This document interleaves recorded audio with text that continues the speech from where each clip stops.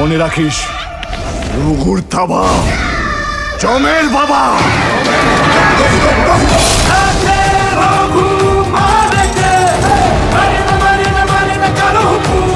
খাদানের পর দেব বলেছিল খাদান যদি সুপারহিট হয় দেব খাদানের বাপ নিয়ে আসবে। সেই খাদানের বাপ কি হতে পারলো রঘু ডাকাত?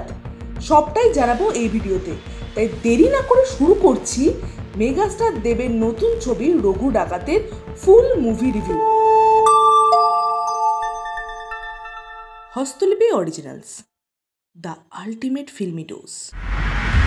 রঘু ডাকাত ছবির মূল গল্প নির্মিত হয়েছে নীল চাষকে কেন্দ্র করে, অর্থাৎ নীল চাষকে কেন্দ্র করে জমিদার অর্থাৎ ইংরেজ আমলের যে জমিদারগুলো ছিল তারা ইংরেজদের পা চাটা ছিল, সেই জমিদার বনাম রঘু ডাকাতের লড়াই। তার মাঝে রিভেঞ্জ আছে, লাভ আছে, ওয়্যার আছে, বিদ্রোহ আছে, সব নিয়ে এই ছবির গল্প বোনা হয়েছে। ছবিতে দেখা যাবে দেব, ইধিকা পাল, সোহিনী সরকার, অনির্বাণ ভট্টাচার্য, ওম সাহানি, রূপা গাঙ্গুলি, এছাড়াও আরও অনেককে। প্রথমে যদি অভিনয়ের কথা বলি তাহলে বলতে হয় দেব তো নিজেকে প্রমাণ করেছে, এর আগে এই ছবিতেও সে প্রমাণ করেছে নিজেকে, কিন্তু লাইমলাইট কেড়ে নিয়েছে অনির্বাণ ভট্টাচার্য।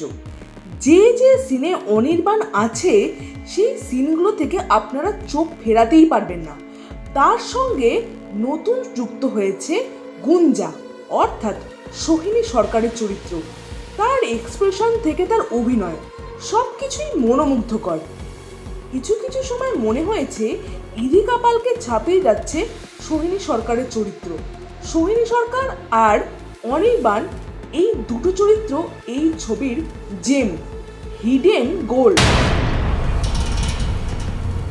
এছাড়াও রূপা গাঙ্গুলি, ইধিকা পাল, ওম সাহানি প্রত্যেকে নিজের জায়গা থেকে বেশ ভালো অভিনয় করেছে।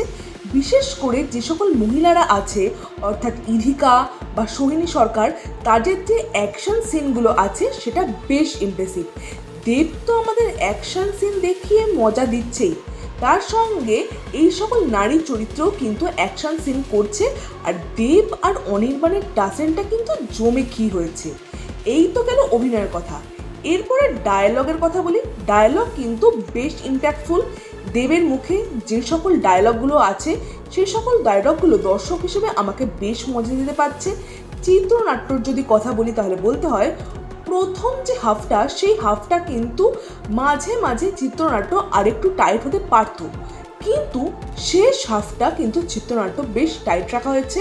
আর প্রথম হাফের মাঝে মানে যেখানটা শেষ হচ্ছে প্রথম হাফটা, সেখানে কিন্তু একটা টুইস্ট রাখা হয়েছে দর্শকদের হুক করে রাখার জন্য, সেটা ভীষণই এফেক্টফুল হয়েছে আমার জন্য। এরপরে যদি ব্যাকগ্রাউন্ড মিউজিকের কথা বলি তাহলে বলতে হয় ব্যাকগ্রাউন্ড মিউজিক বেশ ইমপ্রেসিভ। রথিজিৎ এবং নিরায়ণ ব্যাকগ্রাউন্ড মিউজিকের কাজ বেশ ভালো করেছে, তবে যে গানগুলো আছে সেটাও ঠিকঠাক লাগলেও এখানে ঝিলমিল লাগের যে গানটা সেটা আমার মনে হচ্ছে জোর করে ঢোকানো হয়েছে, সেটা না দিলেও ভালো হতো।